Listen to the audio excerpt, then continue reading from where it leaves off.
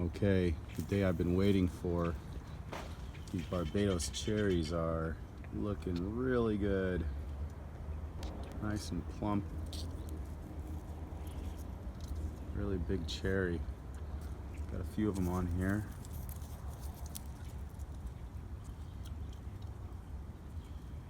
So super excited to taste these. So I'm gonna pick this one here on camera.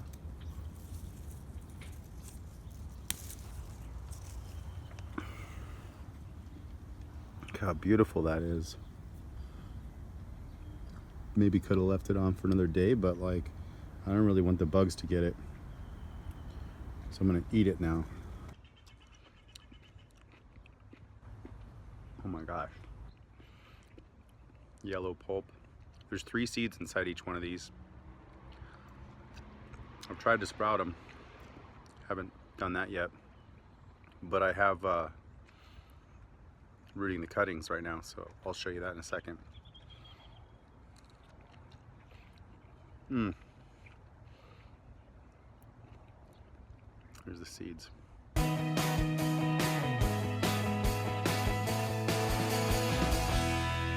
What's up everyone? It's Dave Stone with another exciting episode of Develop Awesome Skills. Now today I wanted to follow this up from my last video of rooting acerola cuttings. So the last time I tried to root acerola cuttings, I did them in the orange juice bottles and like the soda bottles, trying to create a little greenhouse. And that experiment for me failed. It was during the middle of the summer, so there's probably a lot of things I didn't do right. But my second time around, I succeeded. So this method I learned on YouTube, but it's a closed system. So I'm gonna show you a little bit what this looks like. Okay, it is the 14th of November, 2017, and I planted these 10-4, 6 weeks. I put, that's how long it should take to root these cuttings. But if you look on the top here, you can see all the droplets of water. I have only added water once to this whole bucket for 6 weeks. So the water continues to recycle. Now there was a little bit of mold. I did open this up a couple times during that process, just because I was curious. I may have introduced something at that time, but no matter what, proof is in the plants. Check this out. So a lot of these ones I tried that from different plants. I think I tried the rainbow eucalyptus in there and a few other ones. Those didn't make it. This is a green thornless jujube that did make it. And then all of these are acerola. So yeah, all brand new growth on every single one of these. A little bit of mold on the tip here, not too bad. But the acerola cuttings really took. So 1, 2, 3, 4, 5, 6, 7, 8 acerola cuttings and 1 green thornless jujube. So, hi baby. You wanna see the cuttings? Now I'm gonna show you exactly how I did it so you guys can do it too, because, well, it's really cool to root cuttings. Okay, so the process is simple for the cuttings. You basically mix half coconut core and half perlite. And I also put a little rock dust in here. That's just my personal preference to give it some nutrients. But it's just coconut core and perlite. Very well draining and very well absorbing. So it's a nice mixture when you're gonna plant, when you're gonna try to root cuttings. And so that's the mix. That's what all of this stuff is in. So on the ones that didn't root, I'm just gonna, and it's very light when you pick up the pot, because these roots, it allows the stems to just start creating roots through very soft material. Yep, nothing here. So I'm just gonna dump this back in the bag, have some new cups. So all the ones that didn't work, I'm gonna pull them out. And then we're gonna grab an Acerola cutting from the tree, and we're gonna do it again. I'm gonna show you what to do.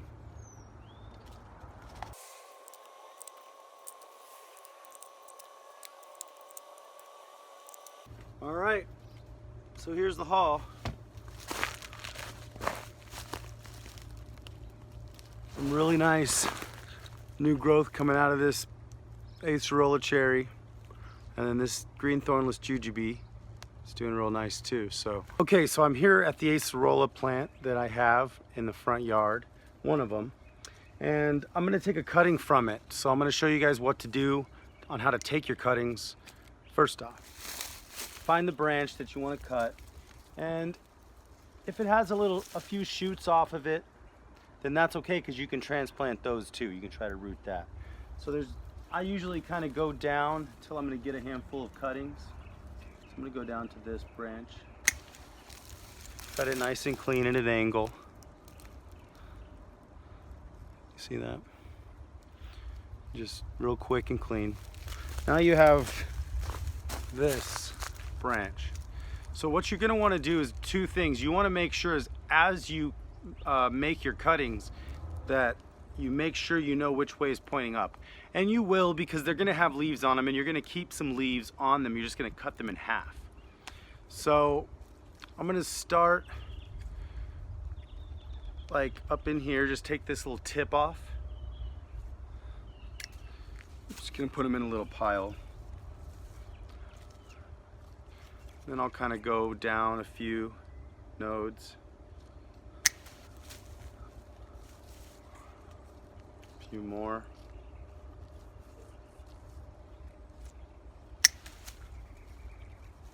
And then this little side branch, I'm going to take all the way off.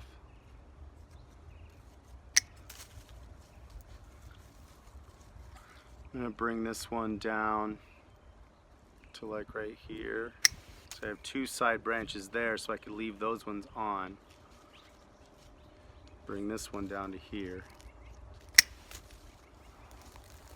So you just kind of make decisions on how you want them to sprout as you cut down the trunk. Not all of them are going to sprout, but I had a really great sprout rate in there, so we're going to see out of these cuttings how many sprout within the next 6 weeks.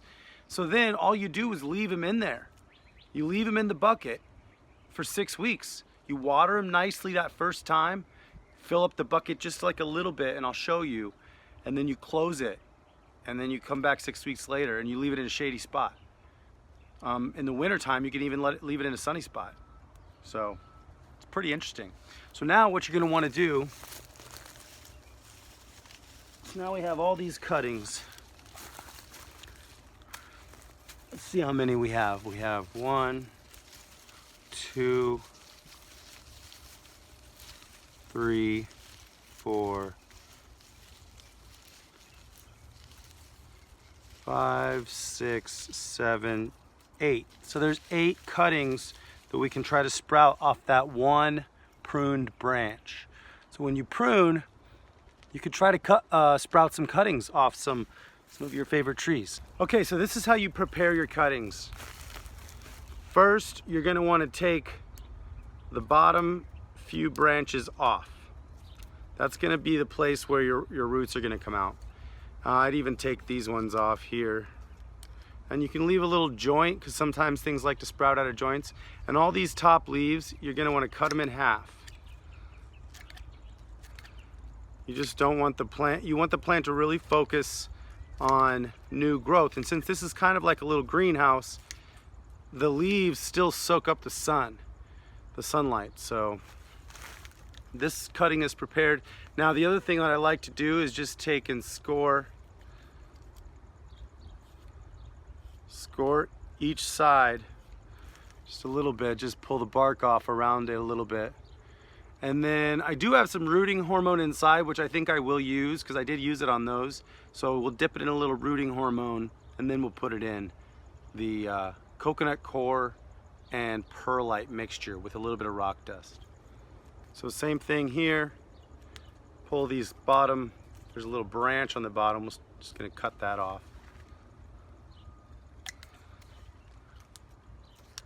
All right. And then, you know, we can cut all, I'll just cut this one off too. Let me just cut these in half.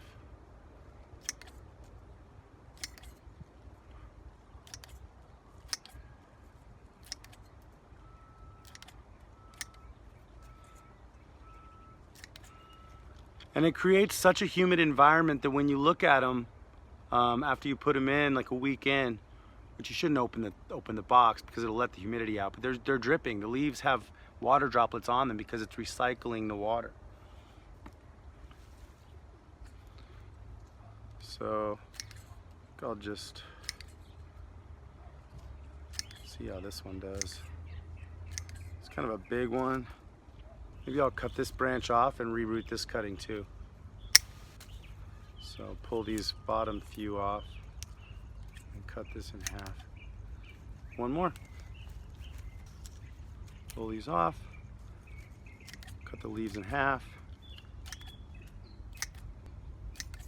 So I'm going to finish cutting these leaves, grab the rooting hormone, and then show you how to finish the process and plant these bad boys so they sprout.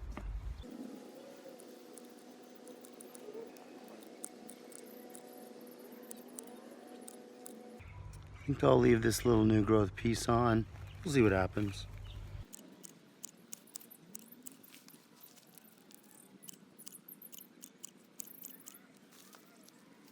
All right, so this is what you need. Now I have this little bottle of Clone X gel, rooting hormone, and you can use other rooting hormones, but just I've heard that the ingredient that you want is the indole 3 butyric acid. You can see that.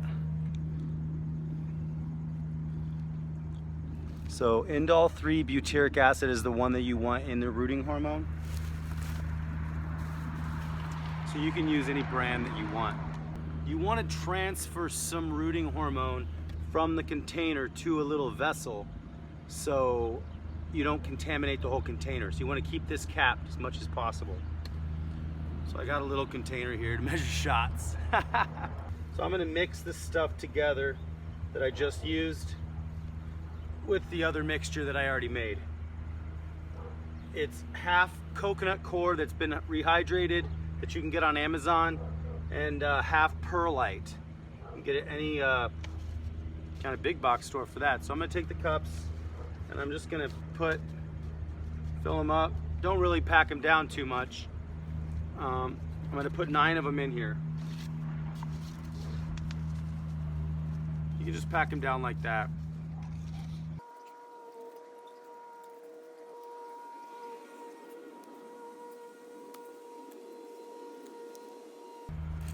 Okay, so there's 9, and I'm gonna strip the bark on the edges of all of them. Just on the bottom, first few inches. You can be kind of gentle, don't take all the bark off. You probably should be in a more sterile environment than me right here under this tree, but you know, I'm in nature, so I feel good about it.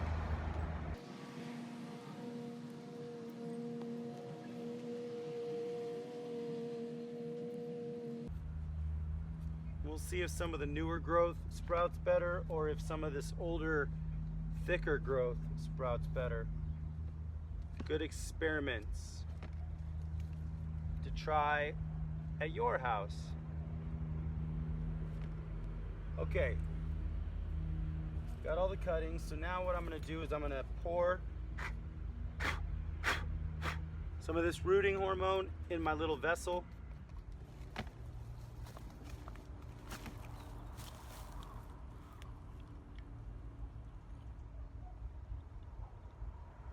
Okay, just got some in there. And put the lid back on this so it doesn't get contaminated with anything else. So now I got my little vessel, and I will just take each branch, dip it in, get it really nice and dripping, tap it, and then put it in a container. And that's it. The last step after this is we just water it. So just take the tip that's already scored,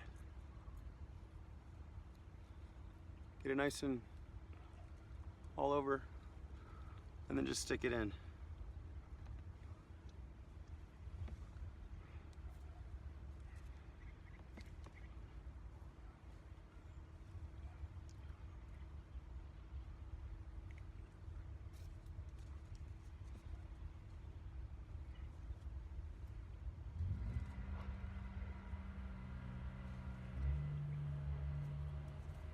And it seems a little bit weird in this closed system that it would even work, but it does.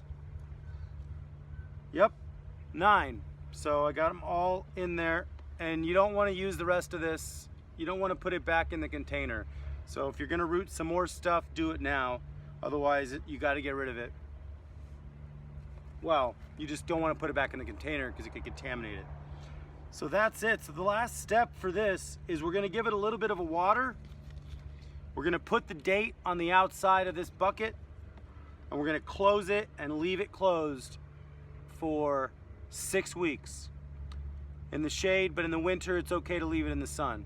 All right, so here is the water now. There's a lot of water on right now, but I'm just gonna cut most of it off. And this is how I water it. Well, probably better to have a little handle, but this will work. So I just kind of get each pot some water. Make sure it goes in each of the containers.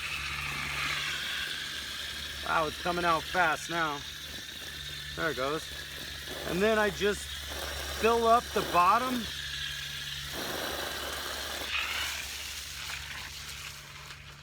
The bottom ledge here. So there's a little ledge at the bottom, a little lip.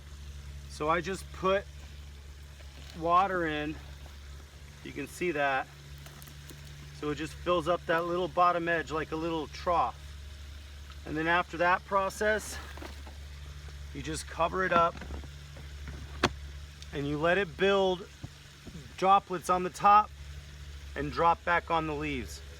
So you let it sit for 6 weeks. You should try it at home and see if it works for you, and I'll let you know if these 9 cuttings that I just put in here today will root for me. So try it for yourself. All right, so thanks for watching how to root Acerola cuttings. This is the only process that's worked for me so far, but I like it. When I get success, I try it again. If you like this video, give me a big green thumbs up. Subscribe to the channel so you can hear more about whatever I'm doing here at Stonehaven or at the orchard. Coming up soon. All right, so that's a little quick video on how to root Acerola cuttings. It's worked for me, so hopefully you guys can try it for yourself. I can't wait till I start getting some fruit off all these guys. So also, the backyard coming soon. So hope you guys are ready for some more wood chip action. We cleared that whole pile, and now we're gonna get an absurd amount more wood chips. Check this out. It's piled up real high around these peaches, piled up nice and high around all the other trees. Why not? Go big or go home, right?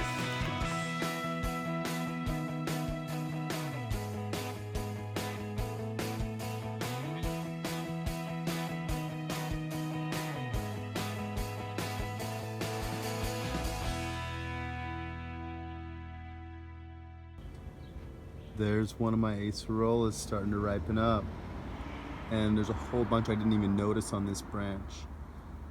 There's 1, 2, 3, 4, one up here, 5.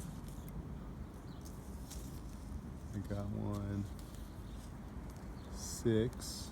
Oh, there's a group of 3 somewhere. Yeah, right there. 7, 8, 9. So that's pretty cool. I love getting Acerola cherries. I cannot wait